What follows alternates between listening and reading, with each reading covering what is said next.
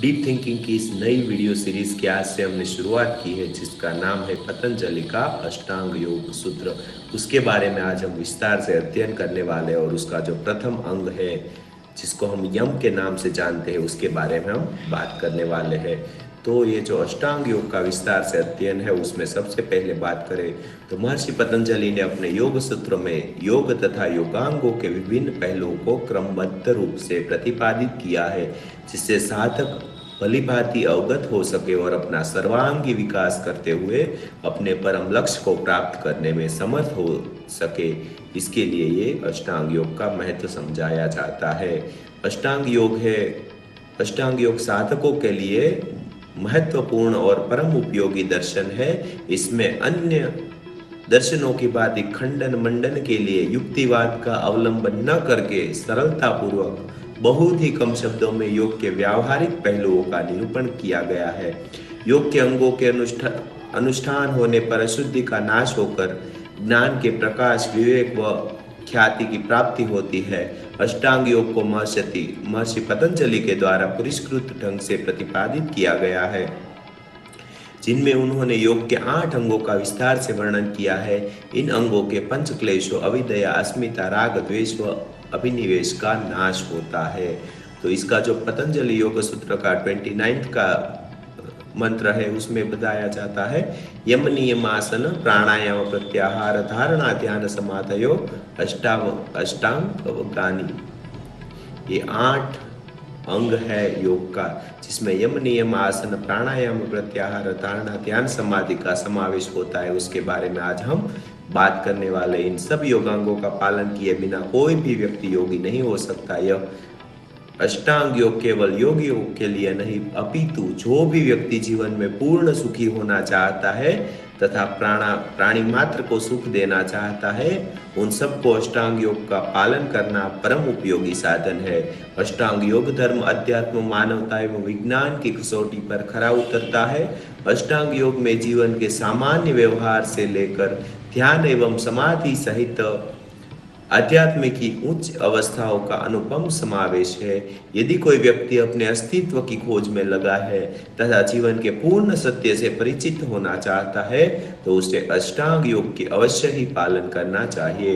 पतंजलि योग दर्शन में किए गए योग के 8 अंगों के बारे में विस्तार से चर्चा करते हैं। महर्षि पतंजलि ने योग के समूचे क्षेत्र को 2 भागों में विभक्त किया गया है, जिसका अष्टांग योग के 2 भाग के बारे में बात की जाए तो उसमें सबसे पहला है बहिरंग और दूसरा है अतिरंग। बहिरंग योग में यम नियम आसन प्राणायाम प्रत्याहार का समावेश होता है और अंतरंग योग में धारणा ध्यान समाधि का समावेश होता है। बहिरंग योग के बारे में बात किया जाए तो बहिरंग योग का तात्पर्य उन अभ्यास से है जिनका उद्देश्य बाहरी और मानव जीवन का परिशोधन करना है। इसके माध्यम से क्रमशः सामाजिक, व्यक्तिक, शारीरिक, प्राणिक व इंद्रियगत शुद्धि करना संभव है, जिसमें यम नियम आसन प्राणायाम प्रत्याहार का समावेश होता है। दूसरा है अंतरंग योग। अंतरंग योग के अभ्यास से साधक का उद्देश्य आत्म जागृति व विवेक ख्याति की प्राप्ति है। बहिरंग योग और अंतरंग योग परस्पर आश्रित होते हैं। साधक को इन अंगों का संबंधित अभ्यास करते हुए आगे बढ़ना आवश्यक होता है। धारणा ध्यान व समाधि तीनों महर्षि पतंजलि का संयम भी कहते हैं। समझदार साधक वही माना जाता है जो धैर्य पूर्वक धीरे धीरे अष्टांग योग के सभी अंगों का अभ्यास करता है। अष्टांग योग के अंगों का अभ्यास समूह में किया जाए तो बड़ा लाभ होता है, क्योंकि साधक को कुछ समय तक अन्य साधकों के साथ रहने का अवसर मिलता है तथा उसे समुचित वातावरण भी प्राप्त होता है। प्रारंभ के कुछ महीने या वर्ष साधक किसी अच्छे योग अध्यापक के पवित्र सानिध्य में रहकर साधना करे, अपने शरीर और मन को परिस्थिति को अनुकूल कर ले, जिससे आगे चलकर कठिनाई का सामना न करना पड़े। अष्टांग योग के 8 सूत्रों के नाम के वर्णन यहाँ किए गए हैं। उसमें से सबसे पहला है जो है यम। इसके बारे में आज हम बात करने वाले हैं। 8 अंगों में प्रथम अंग है यम। यम से अभिप्राय है सामाजिक नियम व अनुशासन। यम को महाव्रत भी कहा जाता है। व्रत से तात्पर्य होता है शपथ के रूप में लिया गया संकल्प। इस प्रकार महाव्रत का अर्थ हुआ सर्वमान्य सार्वभौम्य व्रत, यानी ऐसा संकल्प जो हर समय, हर स्थान और हर देश में पालन करने योग्य है। योग मार्ग पर आगे बढ़ने के लिए यम नींव के पत्थर के समान होते हैं। इससे पालन से ही योग ही भव्य इमारत का निर्माण संभव हो सकता है। आइए यम के बारे में विस्तार से जानकारी प्राप्त करते हैं। यम के जो है 5 यम है: अहिंसा, सत्य, आस्तेय, ब्रह्मचर्य, परिग्रह, यमा। इसके जो 5 यम है उसके बारे में अगर हम बात करें तो सबसे पहला है अहिंसा, दूसरा है सत्य, तीसरा है अस्तेय, चौथा है ब्रह्मचर्य और 5वां है अपरिग्रह।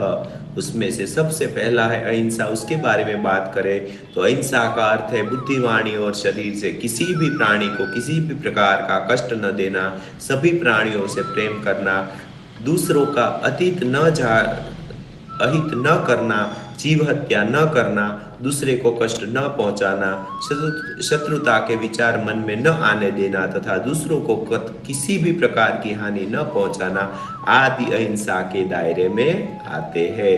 आत्मवत् सर्वभूतेषु अर्थात सभी भूतों में एक ही आत्मा को देखना है। ऐसी अनुभूति से जब जीवन रंग जाता है तब किसी प्राणी के द्वारा कष्ट, अपमान और हानि पाकर भी उत्तेजित न होना अहिंसा की असली साधना है। अहिंसा प्रतिष्ठायाम तत्सनित्यो वैराग्या, अर्थात अहिंसा में दृढ़ व्यक्ति के आसपास संपूर्ण वैर भाव का त्याग हो जाता है, अहिंसा की पूर्ण प्रतिष्ठा हो जाती है। पर इस महाव्रती संपर्क में आने वाले हिंसक पशु भी हिंसा का त्याग कर देते हैं। यह अहिंसा का मापदंड है। जो सत्य दूसरा है सत्य है। सत्य के पथ पर चलने वाला साधक सत्य और केवल सत्य कथन ही करता है। उनका कहा 100% सही होता है। सत्य के पालन द्वारा उसके भीतर एक ही शक्ति का जागरण होता है। जब साधक का मन दर्पण के समान निर्मल होता है तो उसकी वाणी भी सिद्ध हो जाती है। सत्य का पालन करने से साधक अपने कर्मों का इच्छित फल प्राप्त करने में सक्षम होता है। वह अपनी आध्यात्मिक शक्ति द्वारा बोलने के पूर्व प्रत्येक शब्द को तोलता है। इस तरह वह अपनी वाणी पर नियंत्रण रखता है। किसी भी बात को बुद्धि से निश्चित करना, फिर उसे वाणी द्वारा प्रकट करना और अंत में वैसा ही व्यवहार करना पूर्ण सत्य होता है। अंतःकरण और इंद्रियों द्वारा जैसा निश्चित किया जाता है, इति भावना से बिना किसी भेदभाव के प्रिय शब्दों में वैसे का वैसा ही प्रकट करने का नाम ही सत्य है।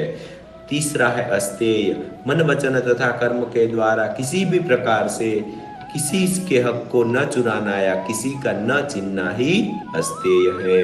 सबसे अच्छी बात यह है कि मनुष्य भगवान के द्वारा दिए गए द्रव्य आदि का ही उपयोग करे और माता पिता, आचार्य तथा सत्पुरुषों के द्वारा मिले द्रव्यों पर संतोष करे, परंतु द्रव्य की अभिलाषा कभी न करे। परद्वेषु लोष्टवत्, अर्थात दूसरे का द्रव्य मिट्टी के समान समझे, इसको अस्तेय कहा गया है। चौथा है ब्रह्मचर्य। ब्रह्मचर्य अर्थात ब्रह्म अनुरूप जीवन शैली। ब्रह्म सबसे बड़ी सत्ता को कहते हैं तथा चर्य का तात्पर्य रहता है। इस प्रकार ब्रह्मचर्य का अर्थ होता है ब्रह्म में विचरण होना, परंतु इसका व्यावहारिक अर्थ है तमाम विषयों पर रोक। मन, इंद्रियों और शरीर द्वारा होने वाले काम विकार के सर्वथा अभाव का नाम ब्रह्मचर्य है। किसी भी प्रकार से विषय भोग भावना बुद्धि में उत्पन्न न होने देना ही ब्रह्मचर्य का पालन करना है।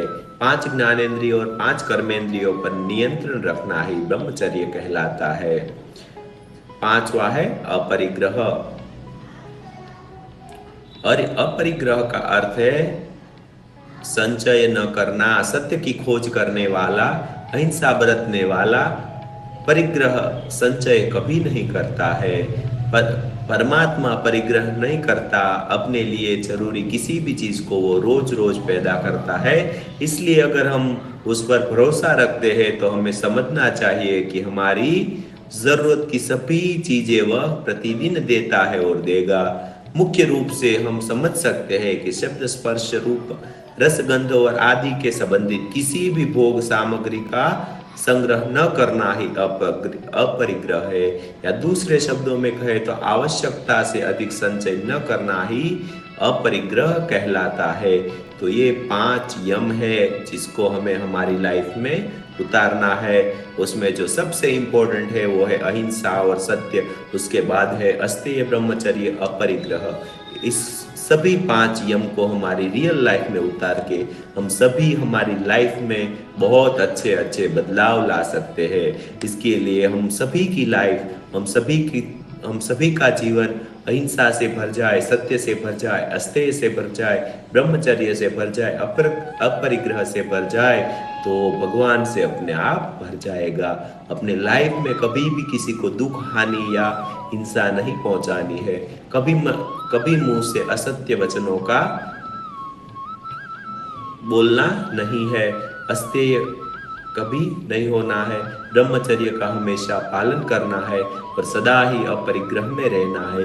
इसी का नाम जीवन है। तो आइए हम और आप साथ मिलके हमारे जीवन को थोड़ा उत्कृष्ट बनाने का प्रयास करते हैं। आपने मेरी इन बातों को इतने प्यार से सुना, इसके लिए बहुत बहुत धन्यवाद। आज वीडियो में थोड़े बदलाव हुए हैं, तो इसके बारे में हमें आप कमेंट सेक्शन में ज़रूर बताएं। अगर आपको अच्छा लगा तो कुछ अच्छी बातें हमें ज़रूर बताएं, क्योंकि ये सब आध्यात्मिक ज्ञान है आपके पास पहुंचाने में हमें बहुत ही कष्ट पहुंचता है और बहुत ही मेहनत लगती है, तब जाके ये सब ज्ञान आप तक पहुंचा पाते हैं। इसके लिए हमें बहुत ही तैयारियां करनी पड़ती है। तो उसके लिए अगर आपको अच्छा लगे, इससे आपको थोड़ी सी भी जानकारी मिले, तो हमें कमेंट सेक्शन में बताकर हमें ज़रूर अच्छा बोलने का प्रयास करें। Thank you so much for your valuable time. आइए हम साथ मिलके हमारी लाइफ को थोड़ा अच्छा बनाने का प्रयास करते हैं। Thank you.